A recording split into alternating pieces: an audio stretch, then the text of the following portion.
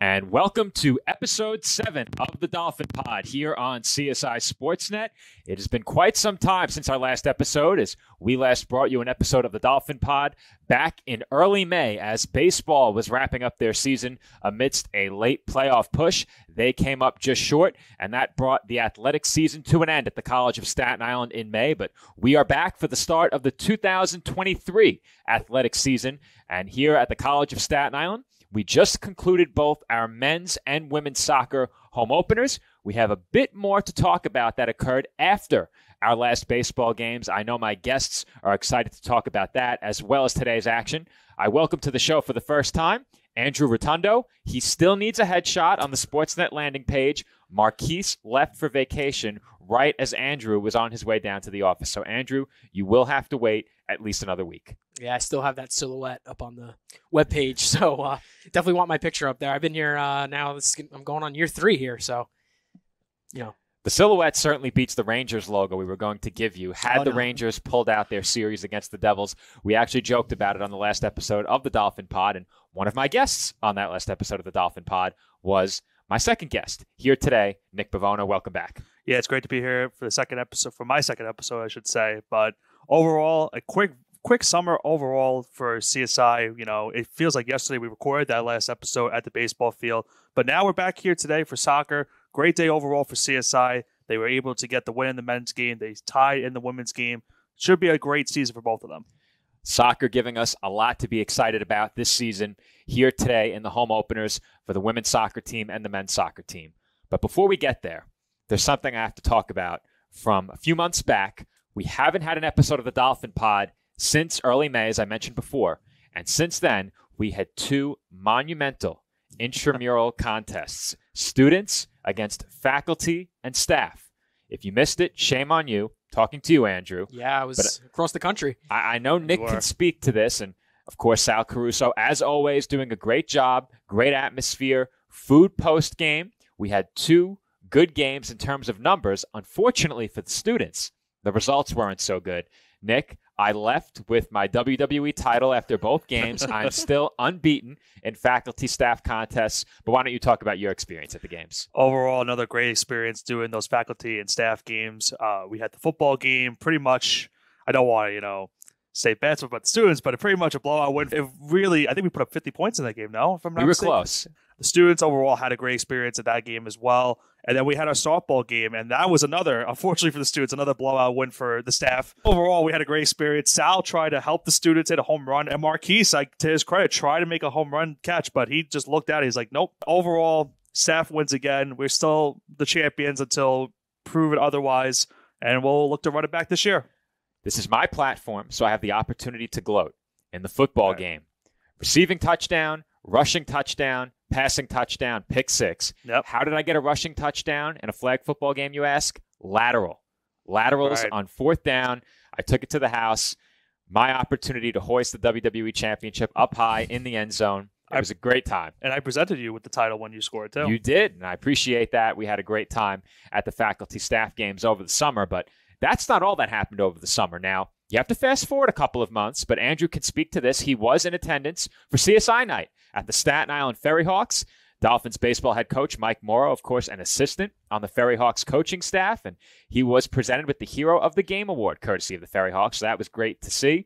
Was joined by some of his baseball players on the field pregame, members of men's soccer pregame. Danny the Dolphin threw out an epic first pitch that we missed because one of our colleagues arrived late. However, we will get a chance to see it again next week. CSI Night returns to Staten Island University Hospital Community Park on September 8th. But Andrew, why don't you talk a bit about CSI Night at the Ferry Hawks last week? Yeah, Joe, and it was so great that they had to pick another day to do another one. It was well put together. It was a great great on-field performance by the team, by the Ferry Hawks, to give the honor to the Dolphins, and everybody I think had a great time. We saw a lot of other athletes from the school. We saw some of the baseball team. We saw some of the basketball teams as well. So everybody got together. It was a great gathering for the whole school, and hopefully, the second one will be just as good, and if not better. And it was great to see members of many different teams turning out, faculty and staff, of course, joining the student athletes at the game. But we saw many of them in the stands. And Nick, they even got a chance to take part in some on-field contests during the Right. game. Now, there was one contest I'm not sure they could participate in. They had two guests, not student athletes, I Right. promise, but part of it was to spin on top of a bat and then chug a beer at the finish line. Now, the students cannot participate in that and did not, but that was one of many contests. There were some more student-athlete friendly contests that our student athletes got to participate in, but a great time overall. Yeah, overall, great experience there with the Ferry Hawks. And like Andrew said, should be another great time in the next couple of weeks for the second night of CSI night at Staten Island University Community Hospital Park. Overall, though, it's been a great couple of weeks. We had that night there. We'll have another night in the next couple of weeks as well. And overall, CSI students are just having a great time. So it's good to see that. Now, if you want to attend, what you need to put into your GPS is Staten Island University Hospital Community Park. How do I know that? I did drive when we went to the game on Friday. However, I also butchered that in our first game at the stadium. It is really a mouthful. I don't blame you, Nick, but that is what you need to put in your GPS. Once again, CSI Night Part 2 on September 8th at Staten Island University Hospital Community Park. Students, faculty, and staff can head to Dolphin Cove and claim free tickets by presenting your student or staff ID. Unless they've changed it. They did have will call tickets as well, but if you're on campus for the first CSI night, you were able to claim tickets. You do have to fill out a form. You can check out social media for CSI Dolphins. We're going to post the QR code tomorrow. Of course, our soccer game's wrapped up today. We're going to let soccer take center stage on our social media tonight, but tomorrow we will post the QR code for you to get tickets for CSI night at the Ferry Hawks on September 8th. But enough ado. Let's talk about the soccer games today. Women up first. Last season, it was a bit of a struggle for them to open the season. They found their footing a bit more later in the year, but I think given how they started 2022, 2023 got off to a much better start here today. Both teams had their chances. The Dolphins had early opportunities to take the lead, had a chance in that game late as well. St. Michael's played a good game. It was very back and forth. Both teams had control for stretches. Andrew, what were some of your takeaways from the women's soccer matchup that ended in a scoreless draw? Well, right off the get-go, it was very quick, back and forth.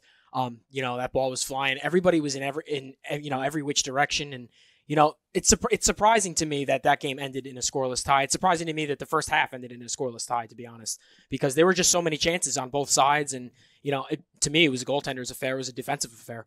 Well, I'd be remiss if I didn't mention the new hire for women's soccer. We had several new hires here at the College of Staten Island this past year, but Alex Mandoli, the new women's soccer head coach, he brings with him a new coaching staff and a lot of new players, a lot of turnover on both rosters, Nick, but we did see some standout performances from some of the new faces today.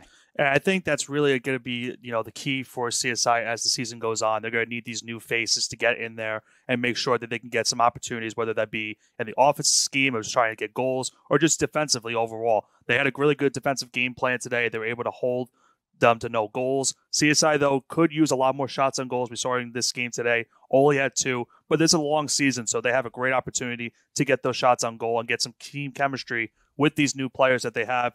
Isabella Radavini and Nadia Evola combined for 8 shots of the Dolphins' 9. Of course, Radavini, a newcomer, Evola, a returner, and a captain for this Dolphins team. CSI took the field with 4 captains ahead of today's game. Evola, D'Amico, 2 of the captains, and then defensively, Mar and Albano, the other 2 captains. So CSI women's soccer, 4 captains. Men's soccer immediately followed. That game got off to a really big start for CSI Dolphins men's soccer. Nick, early in that game, the Dolphins took the lead by a pair of goals. We saw that in one of their scrimmages, but the CSI speed was really on full display today, and it helped yield 4 goals in the 4-0 CSI win. And we saw Uzo a lot. I felt like every time the CSI got into their offensive zone, he was there making a play, whether they was going to be taking a shot on goal or just trying to set up one of his teammates. But overall, the Dolphins had a really good offensive game plan in this game today. Had 4 goals overall in the win against Bloomfield, and now they start off their season 1-0. A lot to look forward to as season goes on. You pitched a shutout as well, and you were able to control the emotions because it was a very chippy game. A lot of yellow cards were thrown out. Even a red card was thrown out.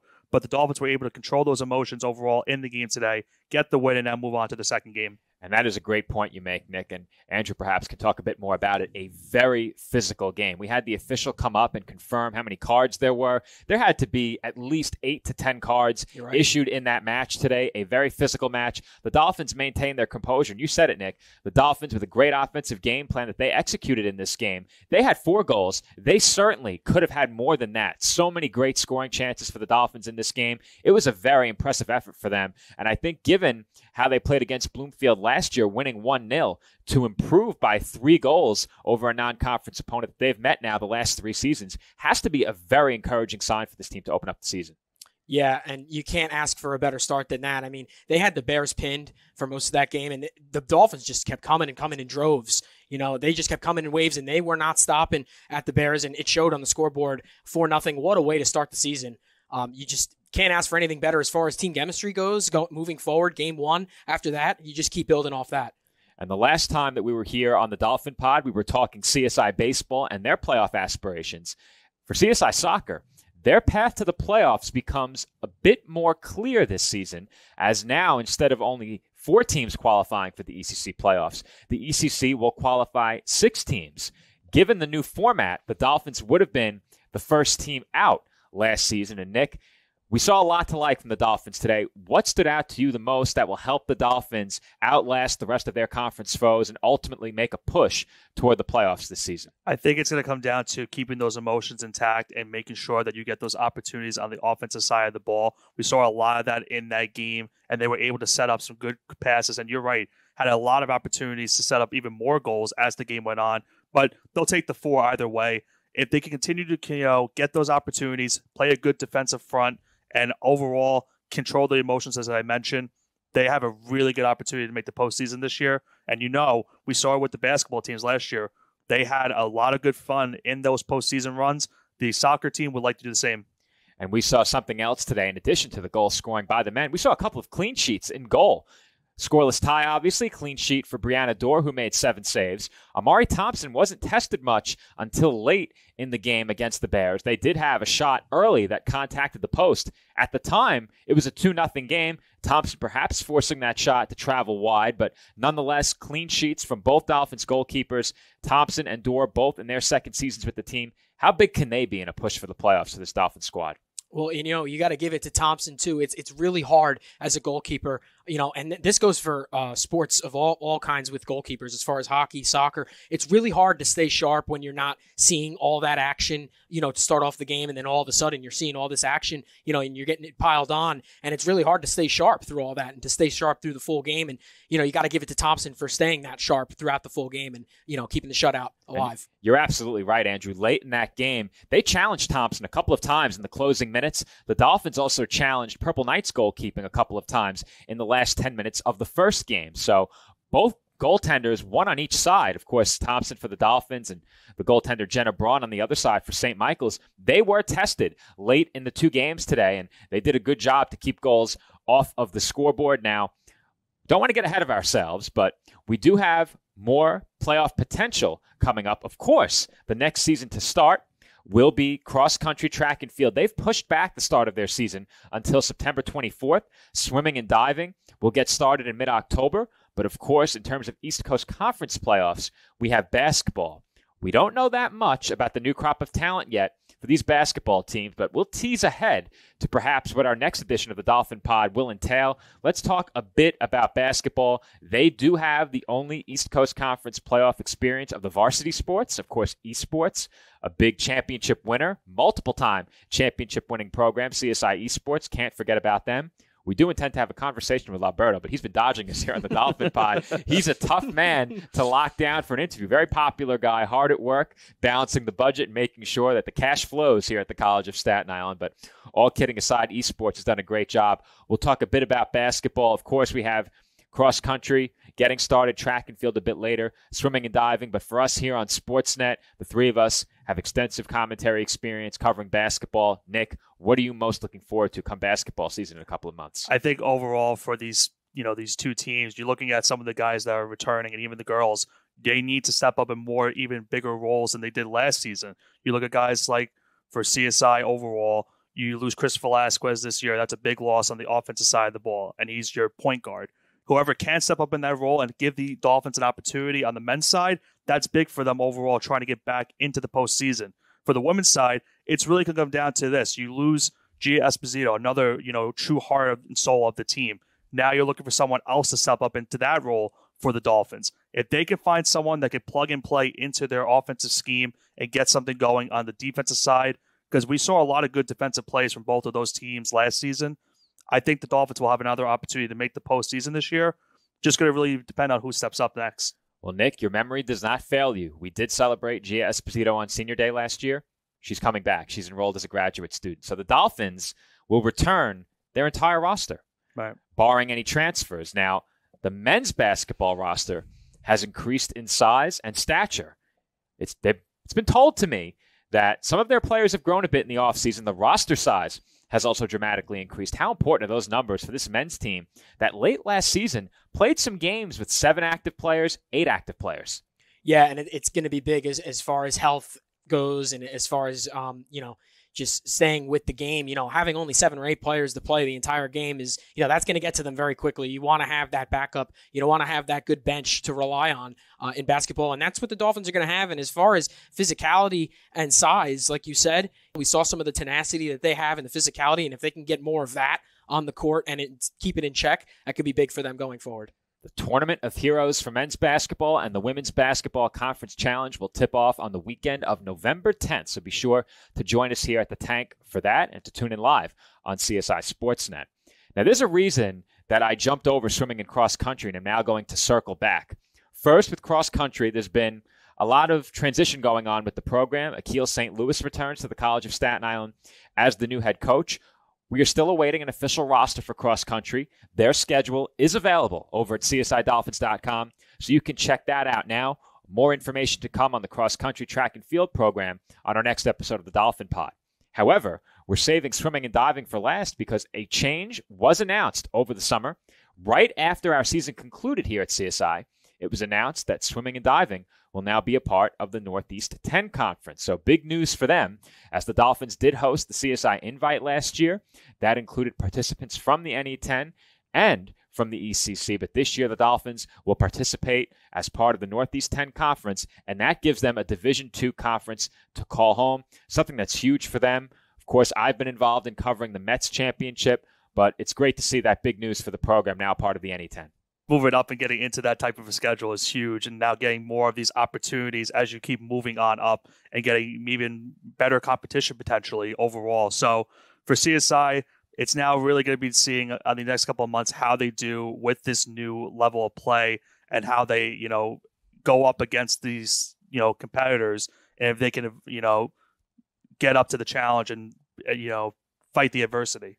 Certainly an exciting time for the swimming and diving program. Very exciting time overall here at the College of Staten Island. As I mentioned before, swimming and diving season will begin in mid-October. We do stream the meets live. We do not provide commentary for those meets, but you can catch all of our swimming and diving meets live on CSI Sportsnet via the ECC network. Stream information for all of our broadcasts from the start of the season all the way until the end of the season is currently available at csidolphins.com/CSI Sportsnet. With the exception of swimming and diving, we have to test out some technical components of the broadcast over at the pool. But once we have everything sorted out, we will get our stream information published over at csidolphins.com/CSI Sportsnet. Now, this episode of the Dolphin Pod is going to debut ahead of Sunday's women's soccer game. So if you're tuning in ahead of Sunday's game against Bloomfield, you will be checking out this episode of the Dolphin Pod for the first time. We thank everyone for checking us out pregame. And of course, you can view all episodes of the Dolphin Pod on demand over at our CSI Sportsnet YouTube channel. Andrew and Nick, as a thank you for coming on as my guests, each of you get the final word. Who wants to go first? I'll leave it up to Andrew. Okay, well, I'll get the final word. Just thank you for having, me and Nick on, and it's been a fun time, obviously, and it's been fun here at CSI, and I think we're looking at some more fun times coming up with more soccer and going into basketball season and baseball season as well. As a reward for coming on, I promise, Andrew, when Marquise returns from vacation, we'll get you a headshot. Nick, what do you have to add? Overall, it's going to be the next couple months will be great here at the College of Staten Island. Looking forward to seeing how all of these teams and how we see some of these new players fit into their new systems and help the Dolphins maybe make that postseason push. Should be a next great couple of months overall here at CSI. I'm looking forward to it. Exciting times ahead here at the College of Staten Island. Soccer season is upon us. Cross country to follow. Swimming and diving, basketball, baseball, softball, track and field, of course, as well. So much more to look forward to. You might get a chance to meet us if you attend the CSI night game at the Ferry Hawks on September 8th. So my final word to the audience, be sure to join us at Staten Island University Hospital Community Park on September 8th. You might get a chance to meet the crew if you can find us. It'll be entertaining. We might sign some autographs. We do have to put a limit on what items we're willing to sign. You never know what people will show up with. We can't promise free autographs. That's true. Join students, faculty, and staff from the College of Staten Island over at Staten Island University Hospital Community Park on September 8th. QR code appearing on your screen shortly as we sign off for this episode of the Dolphin Pod. Once again, this is Joe Foreman alongside Andrew Rotundo and Nick Bivona from CSI Sportsnet. Thanks for watching.